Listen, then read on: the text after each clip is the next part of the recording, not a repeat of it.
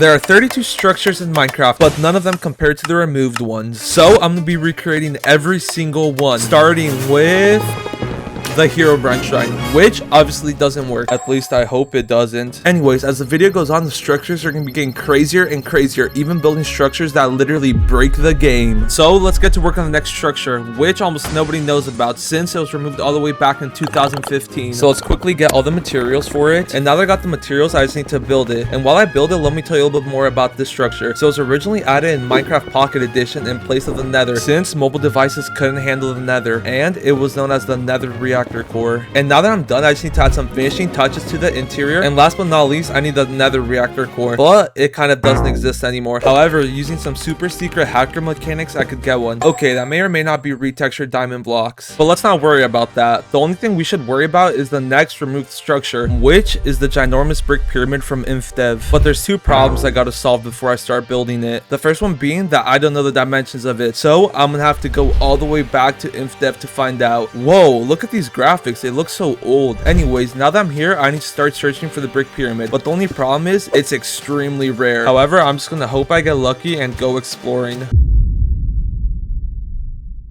Yeah, so it turns out my luck is terrible, and not being able to run didn't help. But I did some research, and it turns out all I have to do is load into a brand new world, then turn 45 degrees to the left. And now I just have to run for a couple hundred blocks, and if I did everything right, there should be, yes, a brick pyramid. So now I just need to mark out the dimensions using some of the blocks Mojang generously gave me, and it turns out the pyramid is exactly 127 by 127 blocks. So now that leads me to the second problem, which is actually getting the 16,000 bricks needed to build it. And since getting it all manually would take over 6 hours, I'm gonna use this contraption known as a void trader, which lets me infinitely trade with villagers without them locking their trades. And now that I got the bricks, I'm gonna start by making the outline, and this is a lot bigger than I thought it would be. So let's stop wasting time and get to work. There's row 1, row 2, row 7, and with that row I'm halfway done. And the cool thing about building pyramids is that the higher up you get, the easier it is to build. So having said that, let me finish the pyramid. And with that, the brick pyramid is complete.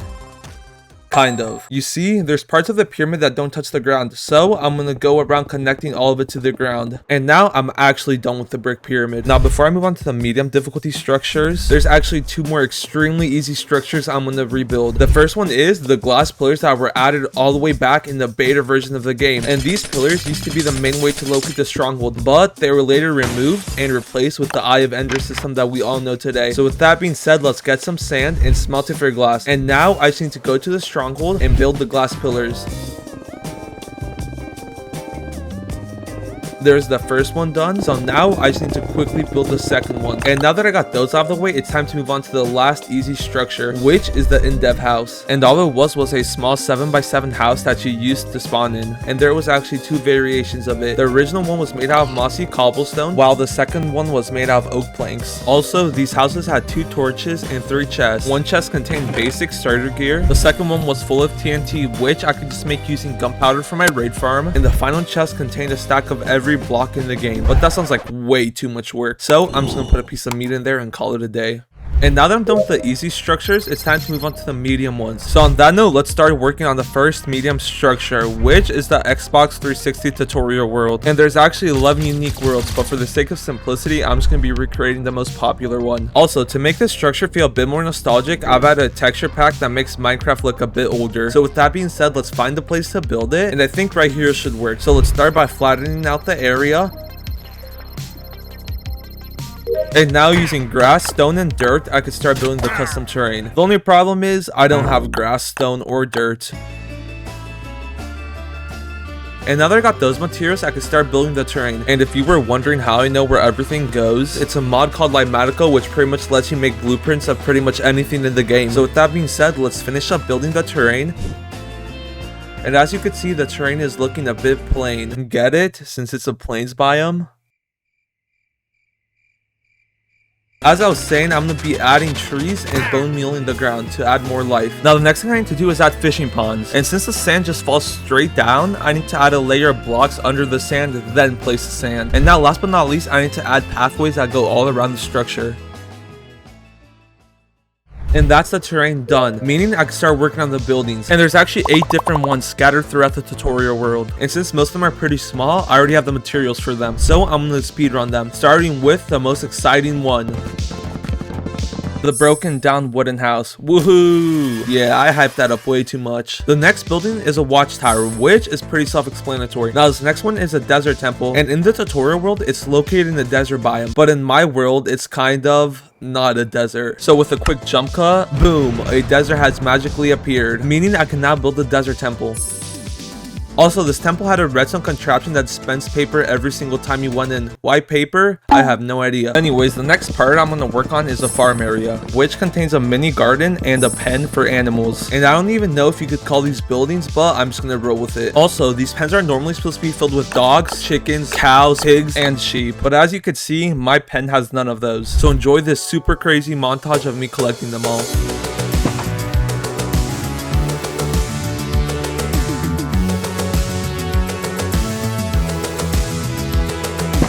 Now I just need to build 2 more structures that don't have any notable features, and with that the small buildings are complete, meaning I can start building the main one. And while I build the exterior, let me tell you a bit more about these worlds. So the main purpose of these worlds were to introduce new players to the basic mechanics of Minecraft, which explains the fishing ponds and basic redstone contraptions scattered throughout the world. And now that I'm done with the exterior, I'm going to start working on the 6 different rooms. 2 of them are basic necessity rooms like an enchanting room and a potion room. There's also 2 bedrooms, and finally there's 2 secret rooms, one of which uses a lever located in the master bedroom to open it. This room also contains a nether portal. And the last secret room has a lava bridge thingy. Finally, to finish the structures off, I need to add the basic redstone contraptions I talked about earlier. And I don't know how Mojang thought 2 pistons were going to teach people how to use redstone. You see what I mean? Anyways, last but not least, I just need to make the iconic Minecraft logo hovering above the castle. And for the finishing touch, I'm gonna add light blocks that I got from last episode to make the sign glow without using torches. And that's the tutorial world complete. Now, before we move on to the next structure, I want to let you know that if you're watching this video within the first few months of me uploading it, you still have a chance to subscribe before we hit 100k. We're closer than ever to hitting it, and it's been a dream of mine ever since the first video I ever uploaded. So if you want to do me a huge favor and make my dreams come true, make sure to subscribe. Thanks again, and I think it's time to get back to the video. Okay, so this next structure is one that most people don't know about, and it actually requires me to get over 10,000 obsidian. So let's get to mining. Just kidding, if I were to mine it all manually, it would take over 10 hours. So I'm gonna make a simple obsidian farm. So let's start with getting all the materials for it. And now I need 3 wither skulls, since the farm uses a wither to destroy the naturally spawning obsidian in the end. And whoa, would you look at that, a wither skeleton farm has magically appeared. That totally didn't take me 4 hours to build. I don't know what you're talking about. Anyways, now that I got the skulls, I just need to make the obsidian farm. Finally, I just have to AFK it until I have enough obsidian, and that should be more than enough, meaning I could start building the structure, which is the obsidian wall from Infdev. And what it was a 2 tall obsidian wall that started at spawn and went out infinitely in each 4 directions of the world. Also, since I don't want the structure to take me years, I've only made it go 1,000 blocks in each direction. And with this block, I'm finished with the first row. This is gonna take forever. There's the second one, there's the third one, and for this last one, I'm just gonna stop yapping and finish it off. With this, I'm officially done with the whole structure. And now there's only 2 more structures I'm gonna build before I move on to the hard ones. That was a bit over dramatic. Anyways, the first one's the monolith, and what it was a piece of terrain that sprouted out of the ground and went all the way to build limit. They also had massive underbellies, which was pretty cool. But besides that, the structures were pretty underwhelming. It was practically just a mountain. So that's why I'm gonna be combining the last medium structure with it, which is the Temple of Notch. And before you say anything, I know it isn't technically a removed structure, but it's way too iconic to leave out. So with that being said, let's start by finding a plains biome big enough to hold the structure. And after a bit of searching, I found this spot. And would you look at that, it's perfectly flat. How convenient. Anyways, now it's time to start building. And I'm actually going to start with the monolith part, which requires me to get almost 100,000 stone. Luckily, I already have the stone generator that makes 72,000 stone an hour, and a full shulker box of silk touch pickaxes that I got for an episode that I never ended up releasing. And 2 hours later, I have all the stone I need. But before I start building, I'm gonna get some beacons to speed the building process up. And while I could fight the wither the normal way, this method is a lot easier. And now that we got that settled, it's time to start placing down all the stone. And after about 2 hours, I got all the stone placed, meaning I could start moving on to the custom terrain for the temple part of the build. And to make it look as realistic as possible, I downloaded the Temple of Notch map. Then I got a schematic of the whole map, meaning it will look almost exactly like the OG one when I'm finished. So with that being said, let's start working on the terrain. And I should already have all the dirt I need from earlier when I flattened out the area. So let's start by placing down all the dirt.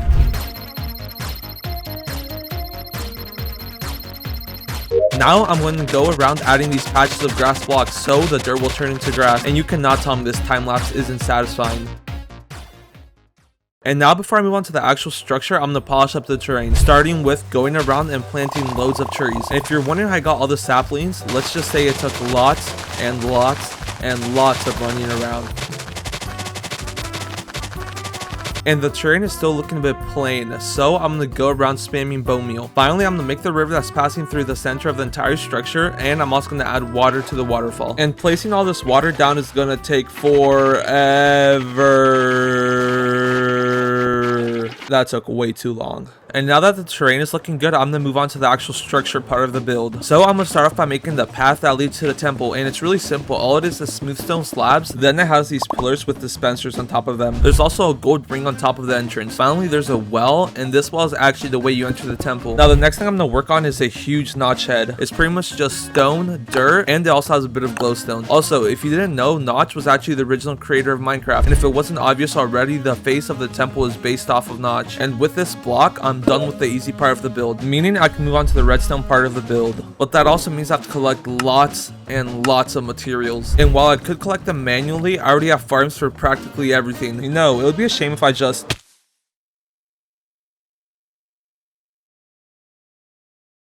Now that I got the materials, I just need to do some super simple redstone.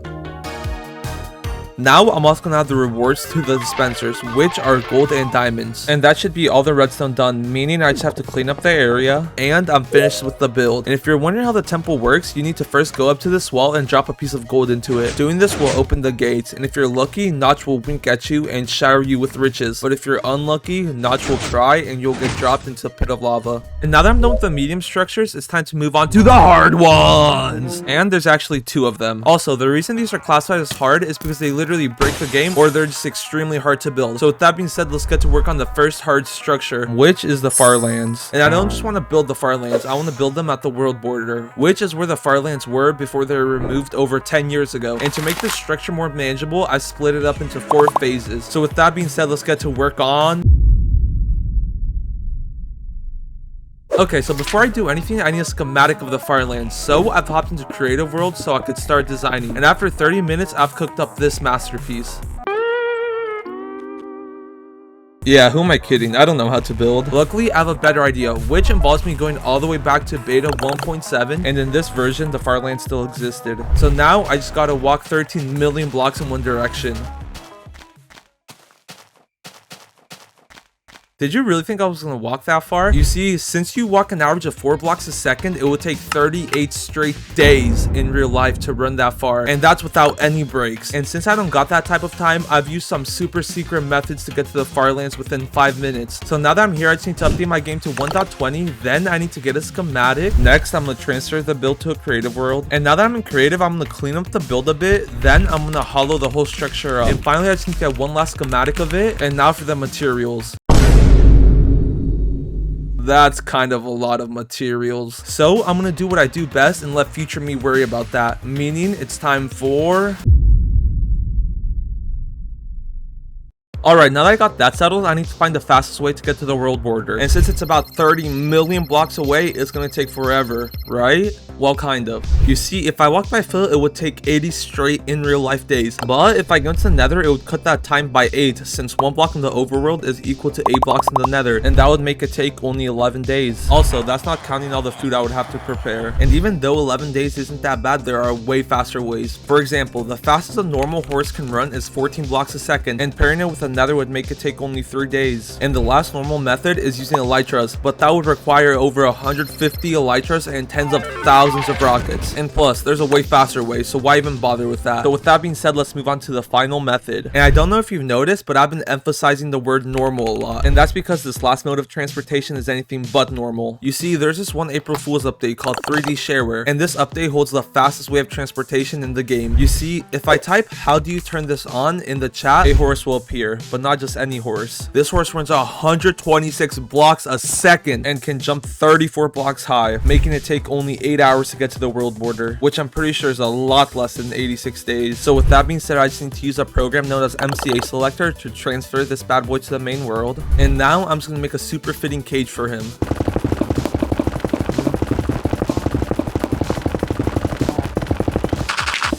Okay, I know it's ugly, but I'm running low on funds, so there's nothing I could do. Anyways, with that out of the way, it's time to move on to...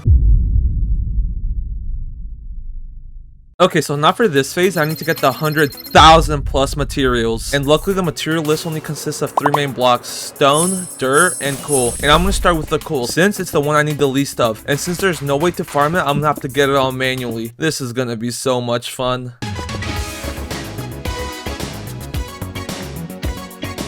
Okay, so I finally got all the coal, and it wasn't as bad as I thought it would be. Anyways, now that I'm done, I can move on to collecting the 46,000 dirt. And guess what? There's no way to farm it! As you can imagine, collecting 46,000 dirt is no fun. It's literally you just going back and forth. But 4 hours later, I had finished collecting all the dirt. Okay, now that I'm done with that, I only need to collect the 65,000 stone. But the only problem is, my ender chest is already full with all the other materials. So I'm instead going to get the materials for the stone farm, and then I'm going to make the farm at the world border. And now that I'm done, I'm just going to get a few more items, such as loads of food, beacons to speed the building process up, bone meal, and finally saplings to make the build look better. And now with all the preparation out of the way, it's time to move on to... Okay, so now that we're in the final phase, I just need to build the far lands, which means the 8-hour journey begins. So let's just start by going in a single direction, and it's actually insane how fast this horse is. So with that being said, I'm just going to go AFK and check back about every hour. Okay, so it's been about an hour and I'm just in total darkness, and my horse is also gone, which I'm pretty sure is just a visual glitch since I'm not losing hunger. Anyways, I hope relogging the game should fix it. And nice, it did fix it. Now, even though I got that fixed, we still have a massive problem. You see, the horse won't be able to get me to the world border since it's too fast and my PC doesn't load chunks fast enough, meaning the horse is off the table. And at this point, I really felt like giving up, as using the horse was the only way that would allow me to get this video out before the end of the year. And I was debating just making the farmlands at my base and admitting defeat. Until I stumbled upon this machine. Wait, no, that's the wrong machine. You see, I was scrolling YouTube to get ideas on how to easily get to the world border, and I found this machine made by Metword that uses tens of thousands of pieces of TNT to launch the user hundreds of thousands of blocks at a time without using a single rocket. And the materials list for a singular machine is really affordable, so I'm gonna get enough materials for 25 of them, since one won't be enough to get me to the world border. Okay, so now that I got all the materials for the machine, I need to do a bit of preparation, and it starts with me becoming immortal. You see, since this machine uses tens of thousands of pieces of TNT, any mishap could kill me, and since I'm in hardcore, that's not an option. So with that being said, I'm going to become immortal by getting a stack of 64 totems, and it's actually pretty easy to get. I first have to go to 1.12 pre-release 2, then I need to get some basic materials. And now I need to find a mansion, since pillager outposts weren't added into 1.14. And would you look at that, a woodland mansion. Okay, I may or may not have each chunk base. But anyways, I'm just gonna kill this totem guy and then run for my life. Okay, now that I'm out safely, I just need to get a stack of wood. And now to actually stack the totems, I just have to drop it on the ground and then spam the crafting recipe. And the glitch doesn't always work, but when it does, they stack to 65, which is pretty crazy. So now I just need to use the same map I used earlier to transfer the totems to my main world. Now the last bit of preparation requires me to get a full shulker box of elytras, which is pretty easy but tedious and repetitive, so enjoy this time lapse of me collecting them all.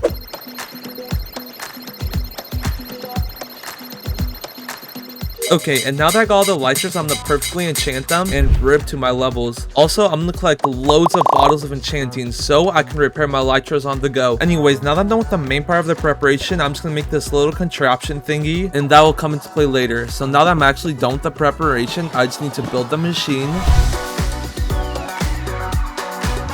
And the way it works is I first throw an ender pearl into an unloaded chunk, then I hit the switch and it will start duping TNT. Then I wait about an hour for a good amount of TNT to build up. Finally, I glide into the chunk and it'll teleport me to the ender pearl. Then the TNT will activate and send me flying hundreds of blocks a second. Then I just gotta look down and switch my elytra out about every 25 minutes. Then I just rinse and repeat this process when I land. Yeah, I'm gonna have to be on my PC for about 30 hours. This is gonna be so much fun. There's 1 million blocks, 2 million blocks, 3 million blocks, and with this I should be at the world border. So now I'm just gonna make a nether portal, and yes, so there's the world border. Anyways, before I do anything, I'm gonna add a texture pack to make Minecraft look like the Infdev days. And now I can start building, right? Well, no. I first gotta get the 65,000 stone that I'm still missing. So let's quickly make a stone farm. And for it to be as efficient as possible, I have to make a beacon. So now I just got AFK for another 4 hours. Yay! Also, something pretty cool about the world border is if you place 2 slabs against it, then push them with a piston, they'll turn into 1 slab, which is pretty cool in my opinion. And you can actually do this with any other slab. Anyways, now that I got all the materials, I can start building. So I'm gonna start by placing loads of beacons along the world border, and this will just speed things up by 20%. Next, I'm gonna tidy up the area a bit by flattening it out. Finally, I just gotta start building the farlands. And the building process was actually a lot more fun than I expected, as it was the first time I actually played in like 4 days. So with that being said, let's finish up the farlands. Now I'm gonna go around adding grass so the dirt can turn into grass. Finally, I'm going to add trees, and I'm already out of saplings. Yeah, I'm not getting any more. So with that, I'm officially done with the farlands, and they actually look insane. So with that wrapped up, I'm never coming here again since that trip took way too long. So with that being said, I just gotta walk all the way back home. So I'll see you in a couple days. Yeah, no. Remember that little thingy I made earlier? Yeah, so that was actually an ender pearl stasis chamber that will teleport me back to world spawn. So now my friend Lucid just has to close the trap door. And just like that, I'm back at world spawn thanks to Lucid. So, do you have anything to say, Lucid? Buy my bathwater.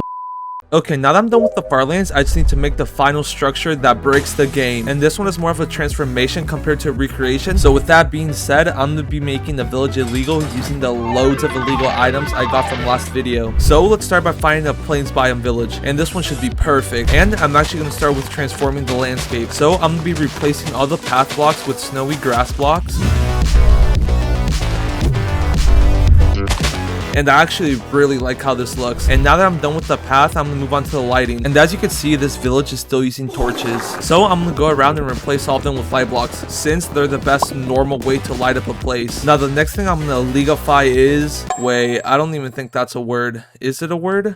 The next thing I'm gonna make illegal is the crop farms. And for this, I'm just gonna replace the wood around it with end portal frames.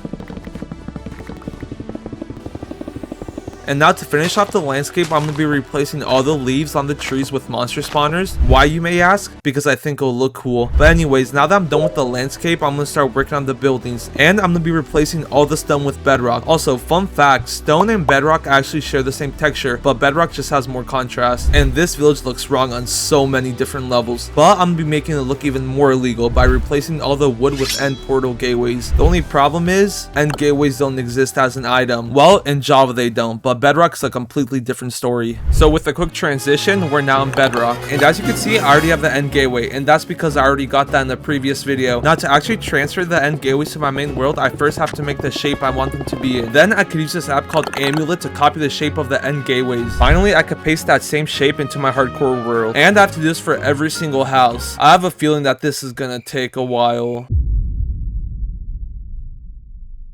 Okay, now that I'm done with that, I'm just gonna add a few finishing touches, such as replacing the wooden stairs with deep slate stairs to make the village look a bit better. Now, last but not least, I just need to bring in some villagers. But instead of doing that, I'm going to... Yeah, these are a lot better than villagers. So with that, I've officially recreated every removed structure in Minecraft. And even though none of the current structures beat the removed ones, we gotta learn to appreciate them. Because one day we'll look back and say, man, I miss the old structures.